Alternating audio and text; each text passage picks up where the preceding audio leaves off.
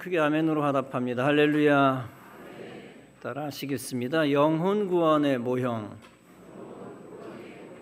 영혼 구원의 모형이라는 제목으로 말씀 전합니다. 이 땅에 범죄와 관련된 많은 기관이 있습니다. 경찰서, 법원, 교도소, 소년원 구치소, 검찰기관, 교화소, 감옥 등입니다. 이것들은 지구 종말 때까지 없어지지 않습니다. 왜냐하면 인간은 죄를 짓는 존재이기 때문입니다. 실수로 규칙을 위반하기도 합니다. 시민들은 그 위반에 대한 벌로 범칙금을 수도 없이 많이 냅니다. 중대한 범죄를 저지른 사람들은 감옥에 갑니다. 사람을 여러 명 죽인 자는 사형에 처해지기도 합니다. 작은 규칙을 어긴 것을 죄라고 표현하지는 않습니다. 주로 큰 범죄와 관련된 것을 죄라고 표현합니다. 그러나 사실 작은 거짓말도 죄에 속합니다. 그리고 실수도 무지의 죄에 속합니다. 인간은 이 죄에서 자유하지 못합니다. 또한 수많은 사람들이 큰 죄를 짓습니다. 사기치는 일은 이 땅에서 비일비재하게 많습니다. 아주 들끓습니다. 살인, 강도, 성폭행, 절도, 모든 폭행도 지구상에서 끊어지질 않습니다. 소위 전쟁 범죄라는 것도 지구상에서 없어지지 않습니다. 동성애를 비롯한 성적 죄악은 이 땅을 뒤덮고 있습니다. 잘못된 이념을 가진 국가 전복죄라는 것도 있습니다. 이와 같은 크고 작은 죄는 인간 땅에서 영원히 없어지지 않는 숙명입니다. 이런 육체적, 물질적, 인간적, 사회적 죄 외에 종교적 죄가 있습니다. 우리 기독교에서 말하는 종교적 죄는 다름 아니라 불신앙입니다. 그것은 우상 숭배의 죄이며 미신과 이단을 쫓는 죄입니다. 하나님을 대적하여 계명을 어기는 모든 죄입니다.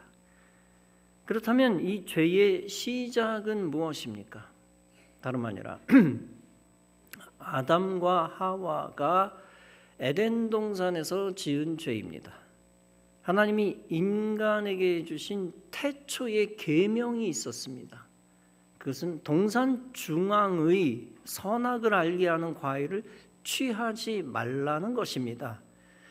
그러나 아담과 하와는 그 계명을 어겼습니다. 더욱이 뱀, 사탄의 유혹에 넘어가면서 시작된 죄입니다.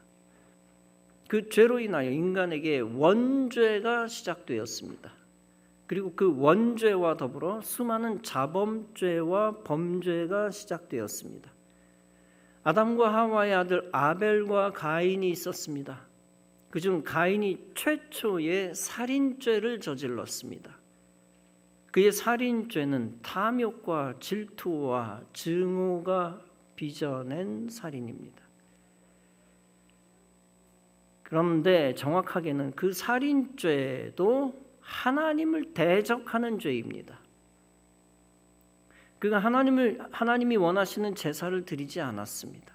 자기가 좋다고 여기는 모습으로 제사를 드렸습니다. 하나님 중심이 아닌 인간 중심의 인본주의의 죄가 거기서 시작되었습니다. 가인이 그 인본주의에 서서 하나님을 두려워하지 않으니 뻔뻔하게 살인한 것입니다. 이 가인의 죄는 인류 역사 속에서 멈추지 않는 살인죄의 서막입니다. 이처럼 사탄의 저주가 인간을 다스리기 시작했습니다. 따라서 인간은 사탄의 종, 죄의 종이 되었습니다. 그로 인하여 인간은 죄의 저주스러운 유전을 이어가고 있습니다. 그 유전과 더불어 인간은 하나님을 대적하며 죄를 짓고 살고 있습니다. 그러므로 인간은 매 순간 하나님의 심판대 앞에 서 있습니다.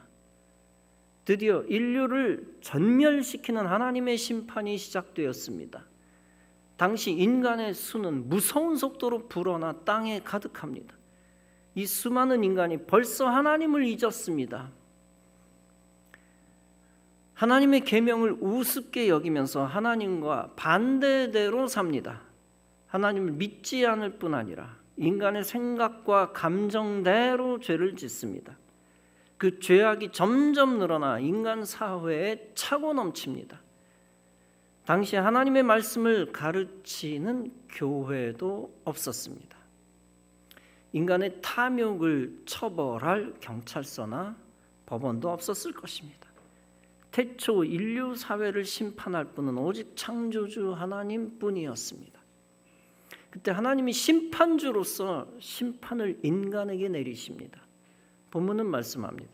여호와께서 사람의 죄악이 세상에 가득함과 그 마음으로 생각하는 모든 계획이 항상 악할 뿐임을 보시고 땅 위에 사람 지으셨음을 한탄하사 마음에 근심하고 이르시되 내가 창조한 사람을 내가 지면에서 쓸어버리되 사람으로부터 가축과 기는 것과 공중의 새까지 그러하리니 이는 내가 그것들을 지었음을 한탄함이니라 하시니라. 하나님이 더 이상 인간에게 기대하지 않으시겠다는 것입니다. 이미 죄악이 세상에 가득하다고 했습니다. 인간이 생각하는 모든 계획이 항상 악한 것뿐이라는 것입니다. 이제 하나님이 당시의 인간을 더 이상 고쳐 쓰지 못하시겠다는 것입니다. 따라서 지구상의 인간을 다 홍수로 제하시겠다는 것입니다. 동물조차 인간의 죄 때문에 함께 하나님이 제하하신다는 것입니다. 그러나 오직 한 사람의 생명만은 건지시겠다고 결정하십니다. 다름 아니라 노아의 생명입니다. 노아를 건지시면서 그의 가족까지 건지십니다. 그리고 그 생명을 건지시기 위해 노아에게 명령하십니다. 너는 너를 위하여 방주를 만들라. 그러면서 하나님이 말씀하십니다. 내가 홍수를 땅에 일으켜 무릇 생명의 기운이 있는 모든 육체를 천하에서 멸절하리니 땅에 있는 것들이 다 죽으리라. 그러나 너와는 내가 내 언약을 세우리니 너는 네 아들들과 네 아내와 네 며느리들과 함께 그 방주에 들어가고 혈육 있는 모든 생물을 너는 각기 암수 한 쌍씩 방주로 이끌어들여 너와 함께 생명을 보존하게 하라. 너는 먹을 모든 양식을 네게로 가져다가 저축하라. 이것이 너와 그들의 먹을 것이 되리라. 노아가 그와 같이 하여 하나님이 자기에게 명하신 대로 다 준행하였더라. 이 말씀이 무슨 뜻입니까? 인간의 죄가 가득 차서 하나님이 홍수로 심판하시겠다는 것입니다. 하나님께서 사람 지으셨음을 한탄하셨습니다. 하나님이 좋아하는 것을 행치 않고 사람이 반대로 나갔기 때문입니다. 원래 하나님의 계획은 변함이 없습니다. 그런데 하나님이 인간을 창조하신 것을 후회하셨다고 했습니다. 하나님도 후회하신다니 도대체 무슨 뜻입니까? 변함없는 하나님이 이랬다 저랬다 하신다는 뜻입니까? 성경의 진의는 그렇지 않습니다. 이것은 성경이 인간의 비극적인 타락을 강조하는 말씀입니다. 즉 하나님의 안타까운 심정을 인간 측면에서 설명한 것입니다. 노아 시대 사람과 하나님의 관계가 회복 불가능하게 틀어졌습니다. 그런 최악의 상황을 비극적으로 묘사한 것입니다. 하나님이 참고 참아도 인간은 하나님을 계속 대적했습니다. 그래서 죄악이 관영했다라고 표현했습니다. 관영이라고 하는 말은 죄가 차고 넘쳤다는 뜻입니다. 죄를 반복적으로 졌다는 말입니다. 결국 하나님은 홍수로서 세상을 심판하십니다. 죄 많은 인간들을 완전히 소멸시키시는 것이 하나님의 뜻이었습니다. 그럼에도 불구하고 그 가운데 은혜를 입은 사람이 있었습니다. 바로 노아와 그의 가족들이었습니다. 그런 차원에서 하나님의 심판에는 생명의 여지가 있습니다. 반드시 최악의 심판 가운데서도 살려주시는 대상이 있습니다. 노아는 생존한 의인이라고 하는 영원한 역사의 본보기가 되었습니다. 즉 구원 역사의 본보기입니다. 특히 영혼 구원을 이루시는 하나님의 원리를 보여주는 본보기입니다. 모든 인간은 원죄를 가지고 있습니다. 그 원죄를 따라 스스로 자범죄를 짓습니다. 이 원죄와 자범죄로 인하여 모든 인간은 형벌을 받을 수밖에 없습니다. 이 형벌은 이 땅에 있는 형벌만이 아닙니다. 이 형벌은 영적인 것으로서 사후에 있는 영혼의 멸망입니다. 즉 인간 영혼이 하나님으로부터 버림받아 지옥에 가는 것입니다. 사탄을 위해 준비된 곳으로 죄인들이 함께 던져져 영원히 갇히는 것입니다. 그것은 하나님 스스로 수행하시는 변함없는 심판입니다. 특히 죄인들에게는 소망 없는 심판과 형벌입니다. 그러나 노아를 홍수에서 건지셨듯이 하나님은 인간에게 은혜를 주셨습니다. 본문에서 노아는 하나님께 은혜를 입었다라고 했습니다. 이 말씀은 노아가 하나님께 택함 받았다는 것입니다. 그것은 노아가 그 어떤 사람들보다 하나님과 가까웠다는 것입니다. 당시 지구상의 사람들 중 하나님의 명령을 가장 잘 들었다는 것입니다. 그런 그를 하나님이 택하시고 구원의 은혜를 주셨습니다. 그 구원을 위해 방주를 선물로 주신 것입니다. 그런데 하나님이 그 선물을 어떻게 노아에게 전달하셨습니까? 초대형 선박 방주를 통째로 주셨습니까? 하늘에서 줄을 매달아 땅에 늘어뜨려 주셨습니까? 아니면 지구 반대편에서 방주를 바다에 띄워 노아에게 방주를 전달했습니까? 결코 그렇지 않습니다. 오직 하나님은 노아의 손으로 스스로 방주를 만들라고 명령하셨습니다. 그것이 하나님이 구원의 선물을 주시는 방법이었습니다.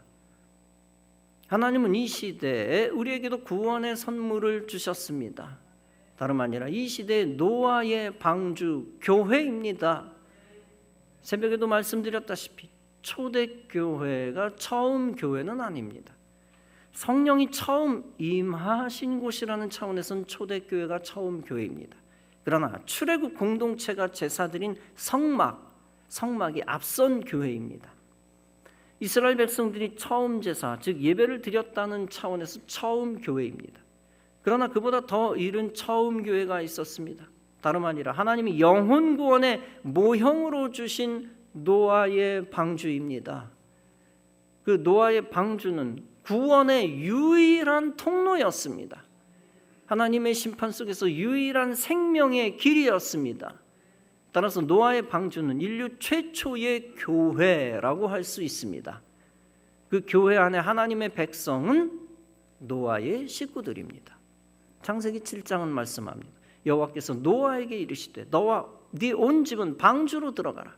이 세대에서 네가 내 앞에 의로움을 내가 보았노라. 이 방주에 들어갈 수 있는 조건이 나옵니다. 다름 아니라 하나님이 인정한 의로움이라는 겁니다. 지구상에서 오직 노아만이 하나님으로부터 의롭다고 인정받았습니다. 더불어 노아의 가족들만이 의로움을 인정받았습니다. 따라서 노아와 노아의 온 집만 방주에 들어가라고 하나님이 명령하셨습니다. 이 의로움은 그리스도의 의로움의 모형입니다. 이 시대에 하나님은 교회를 노아의 방주로 삼으셨습니다. 즉 이 시대의 구원의 유일한 통로로 삼으셨습니다. 하나님의 심판 속에서 유일한 생명의 길로 삼으셨습니다. 그리고 교회에 속한 자들을 노아의 식구들로 삼으셨습니다. 즉 구원받은 하나님의 백성으로 삼으셨습니다.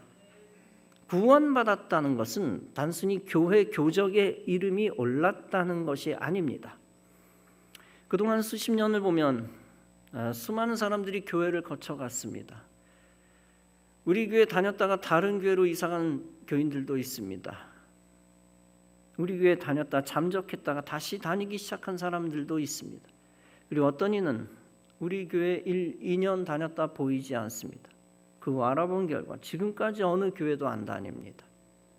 교회에 잠깐 들어왔다는 이력이 천국을 보장해 주는 것은 아닙니다. 교회 안 다니는 많은 정치인들이 홍보차 잠시 교회에 들어와 예배를 드리는 경우도 있습니다. 기독교 정치인도 있지만 불신자 정치인도 많은데 그들이 전략적으로 잠시 예배를 드리는 경우도 있습니다. 어떤 불신자는 교회가 하도 궁금하여 구경만 하고 나가는 경우도 있습니다. 예배를 구경한다라고 표현할 수가 있겠죠. 어떤 이단 교인은 몰래 정통교회에 들어와 함께 예배드리는 경우도 있습니다. 그런 사람들이 주일 예배 드려봤다는 이력 때문에 구원받는 것은 아닙니다. 겉보기에 교회 다니는 모든 사람이 구원받는 것은 아닙니다. 그 안에 가라지도 있고 쭉정이도 있습니다. 교회 안에서 마귀 역할을 수행하는 비극적인 교인도 있습니다. 마태복음 13장에서 예수님은 천국을 다음의 대화로 비유하셨습니다. 주여, 밭에 좋은 씨를 뿌리지 아니하였나이까?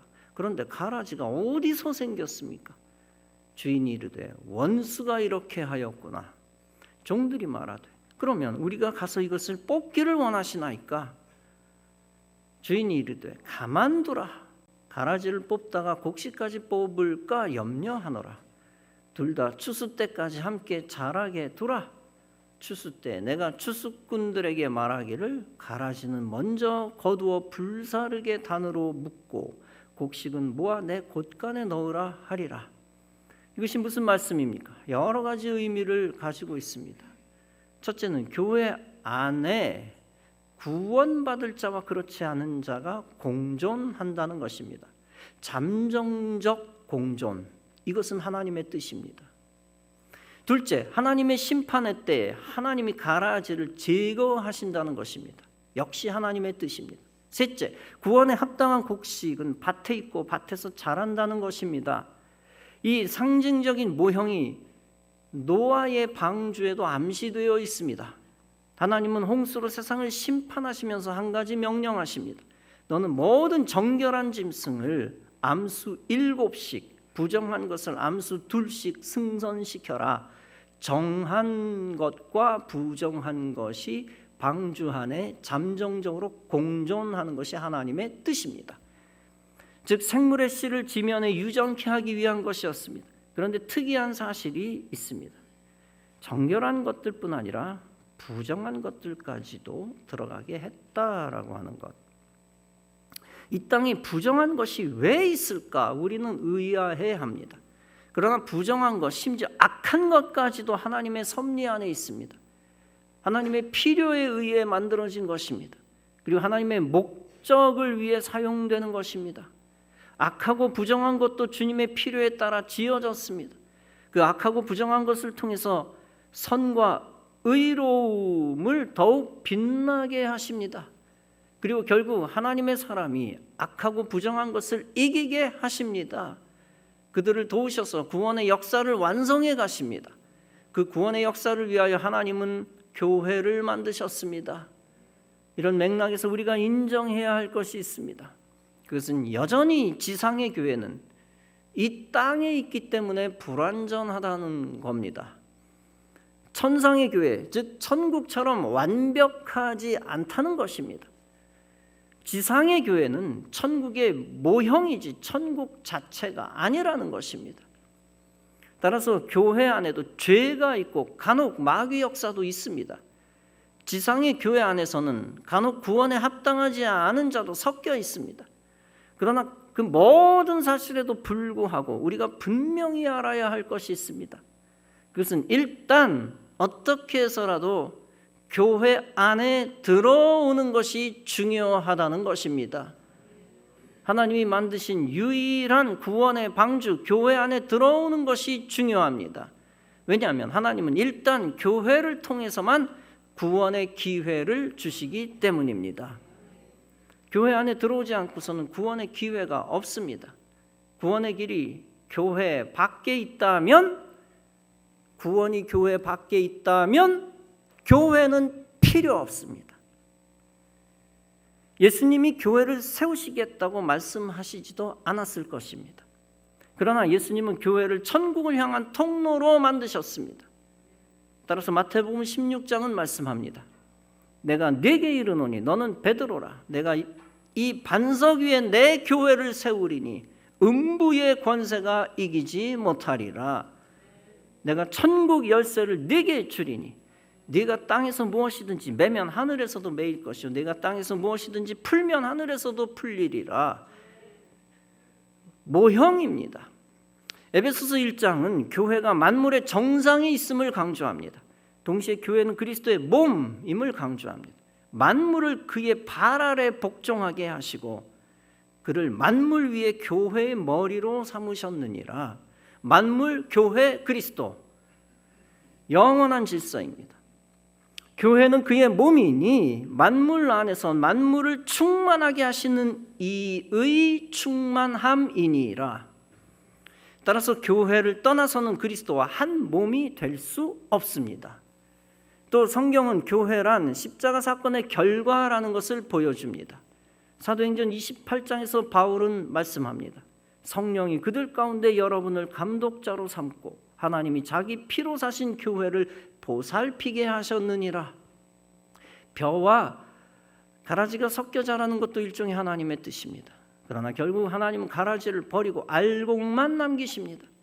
그것이 하나님의 최종적 뜻입니다. 추수 때에 밭에서 곡식을 거두는 것이 하나님의 뜻입니다. 그러므로 인간은 항상 구원의 자리에 속한 사람이 되어야 합니다. 구원의 밭에서 알곡이 되고 구원의 방주에서 노아의 식구가 되어야 합니다. 구원의 밭, 구원의 방주, 교회에 속한 자가 되어야 할 것입니다. 교회 안에서 예배에 속한 자가 되어야 합니다. 홍수 이후 비가 그치고 물이 줄어들었습니다. 노아의 방주는 아라랏 산에 머물렀습니다. 노아와 노아의 식구들은 방주에서 나옵니다. 방주에서 나온 노아가 번제를 드렸습니다. 이 사건은 영혼 구원 사건의 마지막 모형이 됩니다. 즉 하나님의 자녀가 새 하늘 새 땅을 맞이한다는 것을 의미합니다. 그곳에서 노아가 하나님께 예배를 드렸다고 했습니다. 이것은 영적으로 성도가 천국에서 영원히 하나님을 찬양하는 것을 말합니다. 이 시대에 구원의 방주 교회에 속한 여러분의 사명이 있습니다. 그것은 구원의 방주 교회에 많은 사람들을 들여놓는 것입니다. 모든 사람들을 차별 없이 받아들이는 것이 하나님의 1차적 뜻입니다.